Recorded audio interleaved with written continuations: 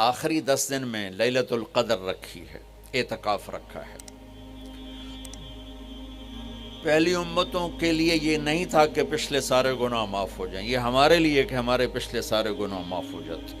اللہ تعالیٰ کا عرش پہلے آسمان پہ آ جاتا ہے، جنت کے دروازے کھل جاتے ہیں، جہنم کے بند ہو جاتے ہیں، شیطان قید ہو جاتے ہیں، اور سمندر کی مچھلیاں اور زمین کی چونٹیاں تک روزہ رکھنے والوں کے لیے دعا کرتی ہیں، اور اللہ تعالیٰ جنت کو روزانہ کہتا ہے ان قریب میرے نیک بندے بندیاں آنے والے ہیں، تو ان کے لیے میک اپ کر لے، تو ان کے لیے تیار ہو جائے۔ یہ اللہ تعالیٰ کی رحمت کو لینے کا سیزن ہے۔ پہلی امتوں کو اعتکاف نہیں ملا تھا، ہمیں اعتکاف ملا ہے کہ 10 دن اللہ دے بوئے تے پہ جاؤ، یا اللہ تیرے کو معافی کروا کے ہی اٹھنا ہے، میں اٹھنا ہی کوئی نہیں۔ تو جو دروازے پہ آ جاتا ہے آدمی اسے معاف کر ہی دیتا ہے۔ کوئی بہت ہی سخت دل والا ہو تو معاف نہ کرے، ورنہ بڑے سے بڑے غصے والے بھی کہتا اچھا جی جاؤ معاف کیتا۔ اس میں ایک لیلۃ القدر ہے، وہ بعد میں بات کرتا ہوں۔ پھر اللہ تعالیٰ نے اس میں غریب آدمی کی کہ روزے اچھے گزر جائیں، عید اچھی گزر جائے، اس کے لیے اللہ تعالیٰ نے صدقہ فطر رکھا ہے۔ ہم اسے عید کے ساتھ جوڑ دیتے، پہلی رمضان سے دینا چاہیے تاکہ غریب اپنا کوئی روزہ تو رکھ سکے۔ پہلی رمضان سے 29 رمضان تک جب مرضی دے دیں، اور اگر وہ فطرانہ ادا نہیں کرتا تو اس کے روزے اس کے سر کے اوپر سے بھی نہیں جاتے، وہیں کھڑے رہتے ہیں۔ اور عام طور پر یہاں اخبار میں ٹی وی پر گندم کے لحاظ سے آتا ہے 2 سیر کڑک دے دو، وہ تھوڑے سے پیسے ہیں، 100-200 روپے ہے۔ میں آپ کو آپ سب مالدار لوگ بیٹھے ہیں، میں آپ کو اپنے نبی کا صدقہ فطر بتاتا ہوں کہ آپ کیا دیتے تھے۔ آپ کشمش دیتے تھے، کھجور دیتے تھے، جو بھی دیے ہیں۔ تو کشمش 3 کلو، بازار میں 3.5 کلو، بازار میں جا کے پوچھیں جو سب سے اچھی کشمش ہو، یا پھر درمیانی، گھٹیا نہیں درمیانی اور سب سے اچھی، پتہ کرے وہ کتنی ہے، 1000 روپے کلو ہے، 1500 روپے کلو ہے۔ آپ کے گھر کے 4 افراد ہیں تو ایک گھر سے 6000 روپے غریب کو جائے گا۔ آج تو 6000 میں ایک ہفتہ نہیں گزرتا۔ تو اب سب سے عرض کرتا ہوں ویسے بھی خیرات کریں، افطاریاں کروائیں، اور صدقہ فطر کشمش کے حساب سے دیں۔ یہ آپ سب بھائی بہنوں کی خدمت میں گزارش ہے۔ اللہ نے آپ کو رزق دیا، خرچ کریں، یہی آپ کے ساتھ جائے گا، باقی سارا ادھر ہی رہ جائے گا۔ لیلۃ القدر، انا انزلناہ فی لیلۃ القدر وما ادراک ما لیلۃ القدر لیلۃ القدر خیر من 1000 شہر تنزل الملائکۃ فیہا بإذن ربہم من کل امر سلام ہی حتی مطلع الفجر۔ ہم نے قرآن کو لیلۃ القدر میں اتارا، تمہیں کیا خبر کہ لیلۃ القدر کیا ہے؟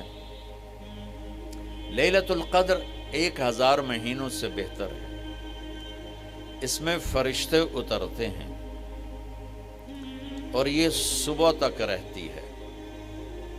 لفظ قدر عربی میں اس کا ایک مطلب ہے قیمت، سبحان اللہ۔ تو اللہ نے کہا میں تمہیں بتاؤں، آپ سب تاجر بیٹھے ہو، لیلۃ القدر کی قیمت کیا ہے؟ 1000 مہینوں سے بہتر ہے، 1000 مہینوں سے بہتر ہے۔ اب 1 روپے پر 1000 نفع لے سکتے ہیں؟ دنیا میں کوئی ایسا کاروبار ہے؟ جو ہیروئن بیچتے ہیں وہ بھی نہیں لے سکتے۔ اور میرا اللہ کہہ رہا ہے 1 رات 1000 مہینے، یعنی کوئی 82-83 سال۔ یہ تو آ گیا پہلا قدر۔ دوسرا اس کا مطلب ہے تنگ پڑ جانا، تنگ پڑ وقت، فقدر علیہ رزقہ۔ تو تنزل الملائکۃ فیہا، تنزل الملائکۃ والروح فیہا، کہ اس رات اتنے فرشتے اترتے ہیں کہ زمین تنگ پڑ جاتی ہے، سبحان اللہ، اتنے فرشتے آتے ہیں زمین تنگ پڑ جاتی ہے۔ تیسرا مطلب ہے قدر، مقدار کو، تو اللہ تعالیٰ نے اس کا آخری مطلب بھی بتایا، سلام ہی حتی مطلع الفجر، کہ یہ فجر کی نماز تک، فجر کی اذان تک یہ رہتی ہے۔ 3 مطلب ہیں قدر کے، تینوں اللہ نے قرآن میں کور کیے۔ قیمت کیا ہے؟ 1000 مہینوں سے بہتر۔ تنگی کیا ہے؟ فرشتوں سے زمین بھر جاتی ہے۔ مقدار کیا ہے؟ صبح صادق۔ لیلۃ القدر 27 کی نہیں ہوتی، 21، 23، 25، 27، 29۔ اب یہ 5 راتیں جاگنے چھٹ، آپ لوگ تو ویسے رات کے بادشاہ ہو، جاگ لو۔ تو لیلۃ القدر مسجد میں نہ گزارو، گھر میں گزارو۔ یہ مسجدوں میں اشتہار لگ جاتے ہیں، فلاں کے ساتھ شب قدر گزاریں، فلاں حضرت کے ساتھ شب قدر گزاریں، پھر ادھر کوئی صلاۃ تسبیح پڑھ رہا ہے باجماعت، عورتیں صلاۃ تسبیح کی جماعت کرا رہی ہیں، اور پتہ نہیں اور کتنی عجیب و غریب قسم کی عبادات شروع ہو جاتی۔ یہ نفلی عبادت ہے، میرے نبی گھر میں پڑھتے تھے۔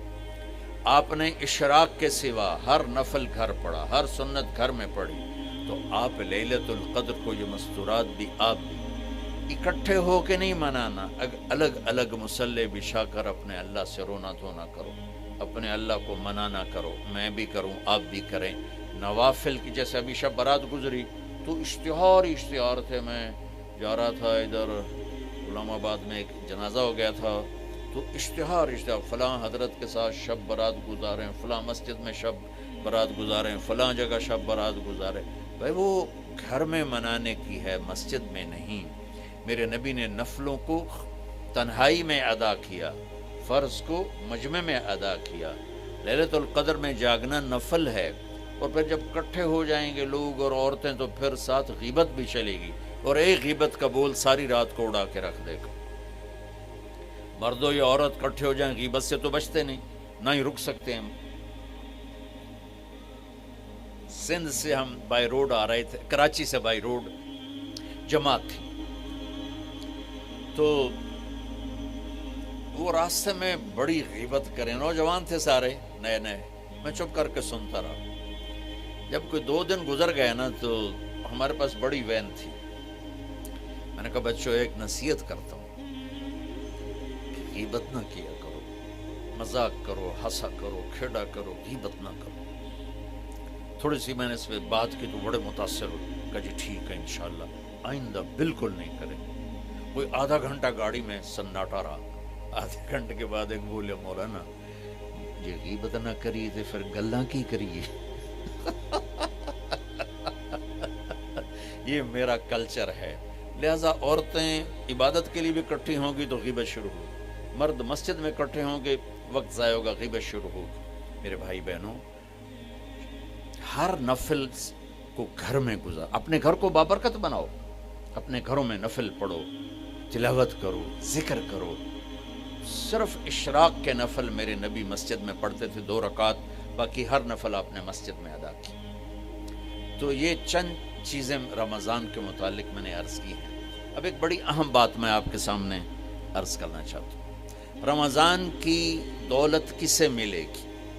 رمضان کی برکات کس سے ملیں گی اور کون محروم ہو جائے گا؟ آپ نے فرمایا 4 آدمی ایسے ہیں جن کی رمضان اور شب قدر میں بھی بخشش نہیں ہوتی، بس اس سے ہم اپنے آپ کو بچا لیں۔